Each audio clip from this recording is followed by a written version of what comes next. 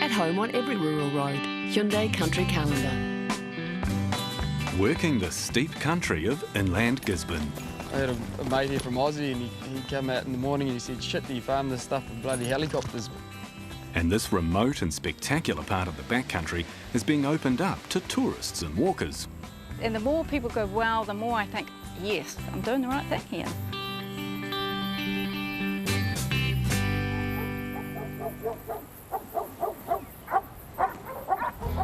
A father and son on a morning muster.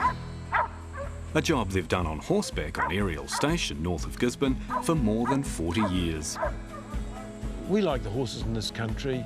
You don't need to have tracks everywhere when you've got a horse. You can cut across the gullies and things, and the horse is just not as slow as people think it is.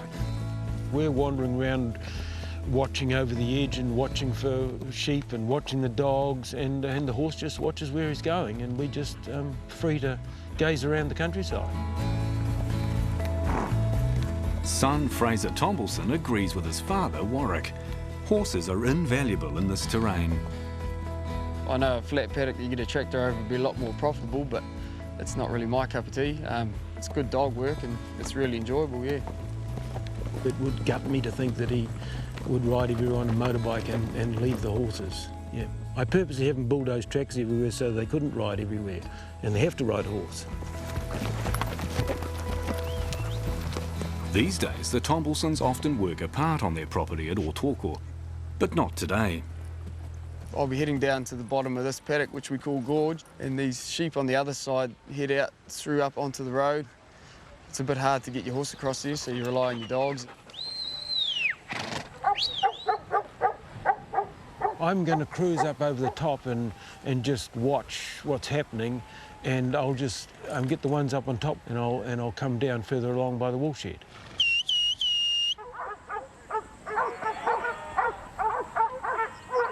Fraser is now doing most of the farming, taking over from Warwick. I've had nearly 42 years of round this country. It's good that Fraser's come home, someone younger to ease my load a bit. Fraser's leasing two-thirds of the farm. I've got my third, so mostly we do our own thing and we help each other at times when needed. I've got the gold card, so make my life a little bit easier, not having to worry about the whole of the farm anymore. Fraser's come home after years away at university and shepherding. At just 24 years of age, he's taking on a big responsibility. Okay, Flo. I've always wanted to be a farmer, so I suppose working for other people and learning different ways of doing things and experience is a big thing, and probably seemed quite early to be coming home, but I got given an opportunity that was too good to pass up. I've always been looking for ways to get ahead, and Dad's always been real helpful with giving us opportunities. And my first boss said to me, the sooner you get a mortgage, the sooner you'll stop spending money on things you don't need. Gets you out of bed in the morning and gives you a purpose, really. Succession can be tough, but I suppose it doesn't have to be tough. We just try and do what works, and if it's not working, change something, and yeah, it just seems to get along well, and it all seems to be working so far. It's good having Mum and Dad up here, especially when I'm heading away doing things in the weekends and keep an eye on everything. And as Dad wants to, he can have less and less and give me more and more, just depending, yeah, whatever. Look out, Choot! In the yards, Fraser has another couple of helping hands. His girlfriend Jamie and his mother Jane. Look out, Rick! That's hard work. When Jane first came to this remote spot more than 30 years ago, she was less than impressed. I actually didn't like it for a start. It was cold, windy. I came here in 1982. We had the worst drought you'd ever imagine. There was never any sun. It was freezing cold wind. And I went around pulling lambs out of the creek, thinking, oh, I want to live up here. What zest I want to live here. But now, you'd never get me away from here. Warwick talks about selling this place, and I go, no. I like the drama of it all. Ready? And they're enjoying a summer like few others, an ideal mix of rain and sunshine. Clean, clean. The ewes are looking exceptionally well this year, actually. They've had plenty of feed. Meant to be an El Nino, but it just keeps raining, so the ewes have had plenty of tucker, and the more grass they have, the more wool they grow. And the price is better than it's been in the past, but it's still pretty mediocre. It's actually come back a bit this last month, but yeah, still more than covers the cost of shearing, which is always good. They're called a Romdale, a cross between a Romney and a Perrindale. It's just a breed that's been developed to suit this country, and when you mix the two together, you sort of get a free-moving sheep that's hardy and grows good wool. It's something my father and grandfather have bred for years.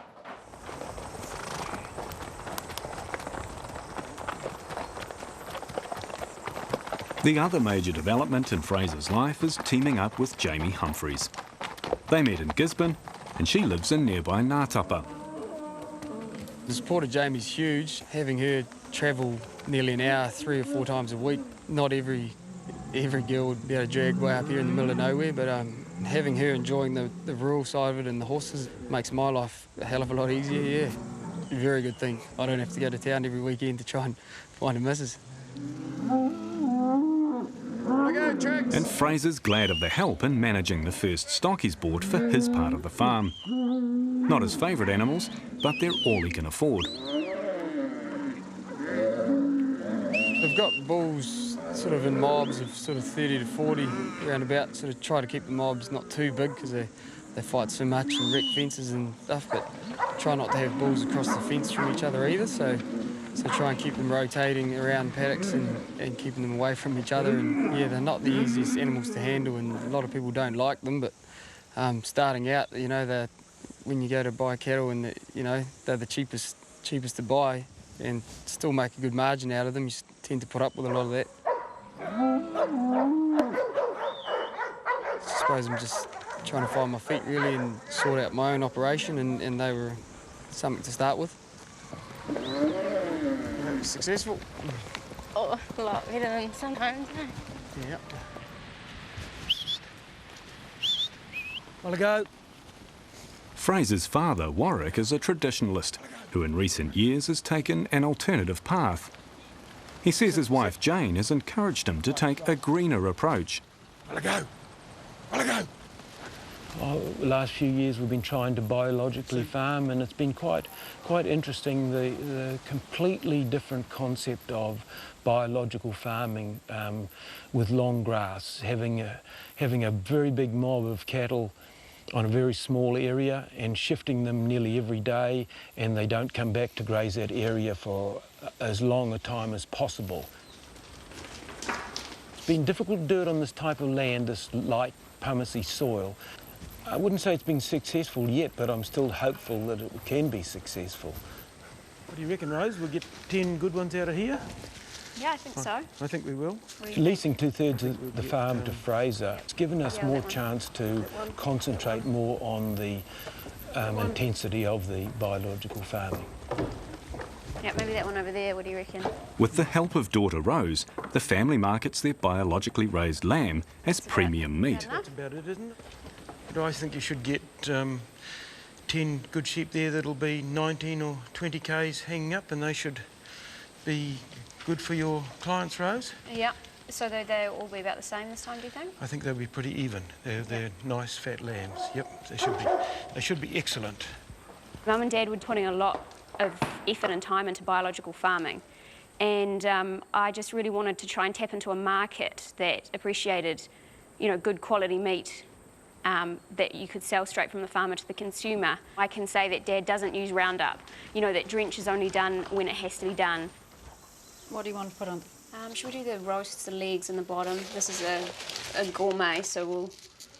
Where's it going? Where's this one going? This one's going to Hawke's Bay. Their eco lamb has a small but loyal following. Almost everyone I've sold it to says it's some of the best lamb they've ever had. So we really focus on hanging it for a good amount of time before the butcher cuts it up once it comes from the works. And it makes a real difference. And, you know, it's not just like we sell something and post it out. You have to be in touch. OK, so we're going to send it to this address. Are you going to be home because it's fresh meat? So it is quite labour intensive. So it is a bit of a labour of love. But there's potential there. Over. Stand back. And Fraser's developing another income stream, mustering wild goats.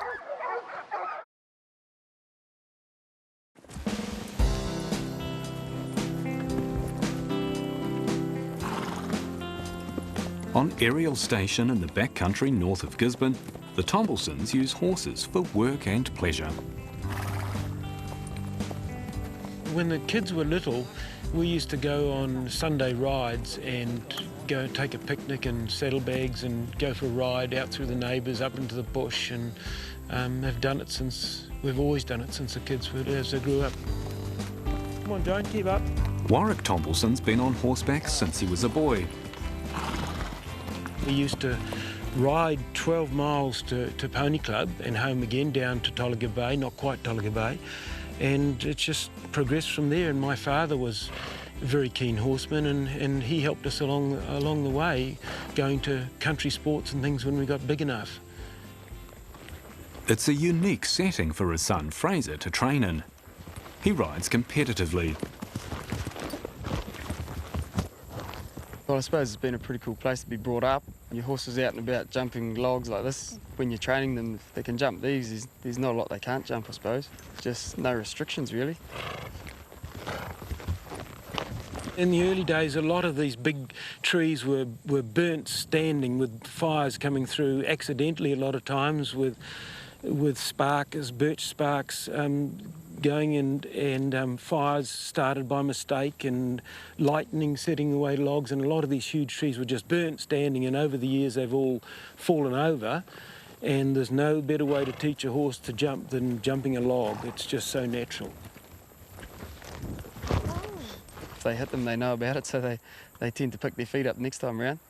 But yeah, it's pretty daunting. You go into a log and then suddenly there's another log behind that log and they fly over it, but it's good for the young horses.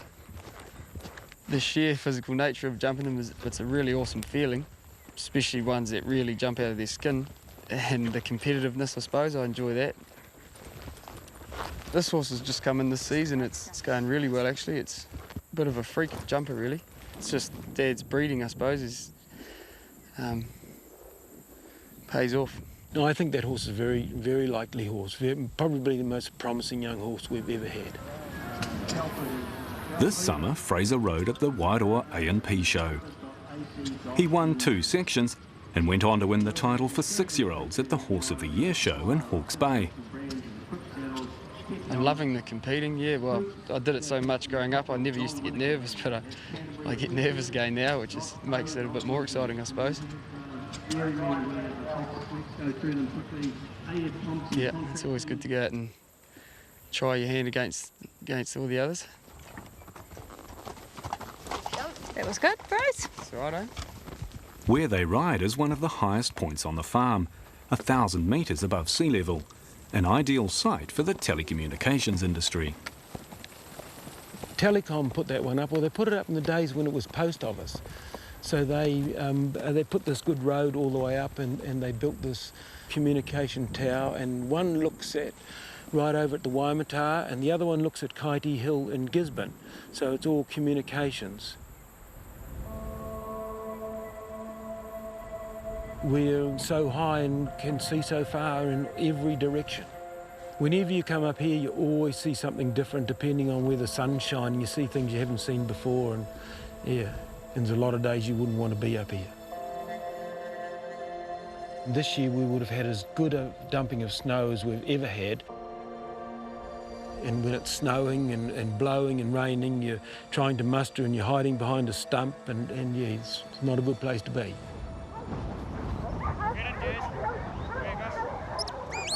There's one hardy creature that thrives here, and it provides Fraser and his mate Henry Gaddam with recreation and extra money. Quiet tune. Quiet tune. They range from sort of $25 to $45 a head at the works. We sort of muster anywhere from 50 to 1,200 goats in a weekend, and the farmer takes 50% of that, and the musterers split the rest.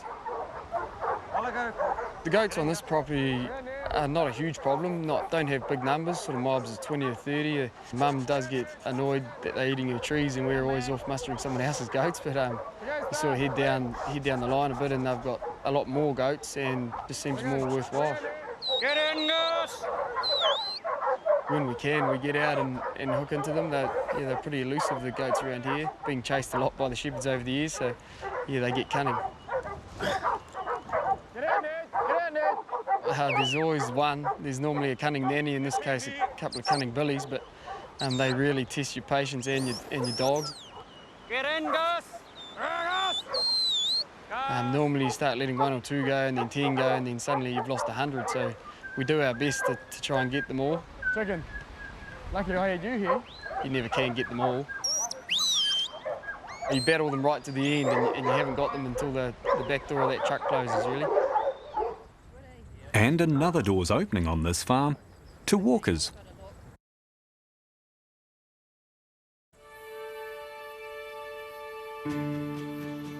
It's remote country inland from Gisborne that's being opened up to others.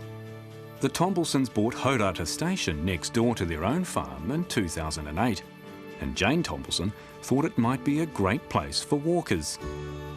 Off we go, girls, come on. It's a business she had to feel her way into, every step of the way. How far does one walk in a day? How far can you walk in a day?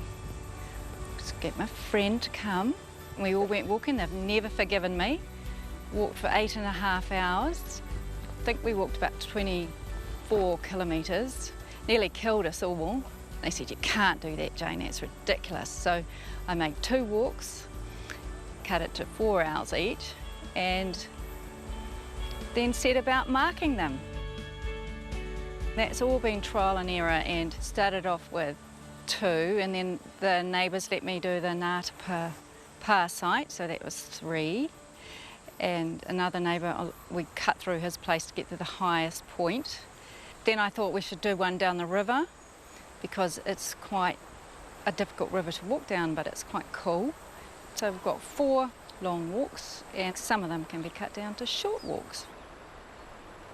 And the more people go, wow, the more I think, yes, I'm doing the right thing here, this is the right thing. Even though we're not connected to anything, we're in the middle of nowhere, we're not close to any other tourist operator around, nothing to do with the cycle trails, nothing to do with the beach. There's not just scenery to take in, but the area's bloody and colourful colonial history. A pa site of the 19th century warrior and prophet Te Kuti is on a neighbour's property. So when Te Kuti escaped, did he come up and go off the top of the cliff? Yeah, the pa site's right at the top there, and then they escaped down the cliffs on this side in the night. Steep bit, yes, yeah, where that line is. They escaped down there, and because they didn't have anyone guarding down there, because they had people all guarding the other side, because it's easier to get down on the other side, and that's how they got away. Careful, girls, we don't want anyone falling over the cliff. There's been an almighty uplift. The fault line goes through the aerial, across the aerial range, so where it's uplifted you have all the cliffs and the rocks, and well, that's what gives it the drama. If you walk down the creeks, it's the size of the rocks that have fallen off the hills and rolled down at the creeks. It's spooky. It's just fun meeting people, and rather than me having to drive somewhere to talk to people, I'm meeting all sorts of people. Especially privileged, the people that come through my life now, especially the woofers and some of the interesting people I have here. You just meet some really, really nice, interesting people. And this is in your backyard. Exactly. Yeah, it is. Where you live. Yeah. I know. Amazing. And if it was a nice day, we could have got in underneath the waterfall, couldn't we? Stood on the ledge. And a nice swim. Yeah. Sort of gradually building up as more and more walkers find out about it. Part of the tourist operation is Warwick Tombleson's vintage Model A Ford. A car his father bought for him as a 15-year-old for £75. The spark could be a little bit retarded, but it's going pretty sweet, really. User-friendly in those days, and didn't need any computer to find out what was wrong. A crescent and a hammer, you could fix most things. So it's a 1929 model, and I've had it for 50 years. And the kids have all learned to drive in it, so it hasn't been one of those things where no one's allowed to touch it, because they've all had fun in it and they've learnt to drive and they've blatted around in it. Sometimes the odd tourist's a bit tired when they've done the red walk over the top and end up at home, and it's a long way home around the road. We'll give them a ride. For the Tomblesons, it's a gradual changing of the guard. a son taking over under the watchful and experienced eye of his father. A lot of people wait a long time for that opportunity, and to work for yourself and not actually work for someone is something, you know, you only dream about.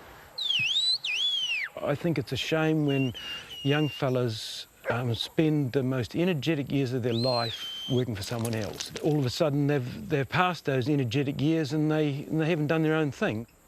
It's not a huge place, but it still feels like you know, you're out the back of 10,000 acres some days, and it's challenging, but it's a very enjoyable challenge.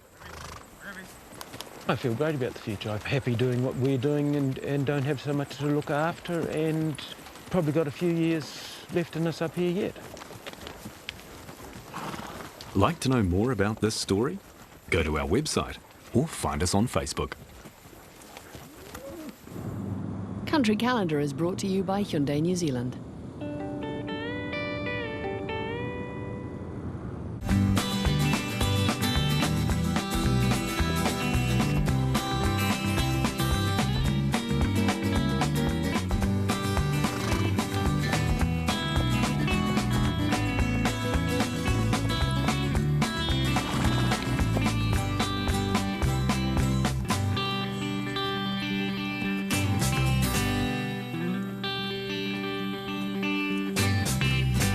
Supporting local content so you can see more of New Zealand on air.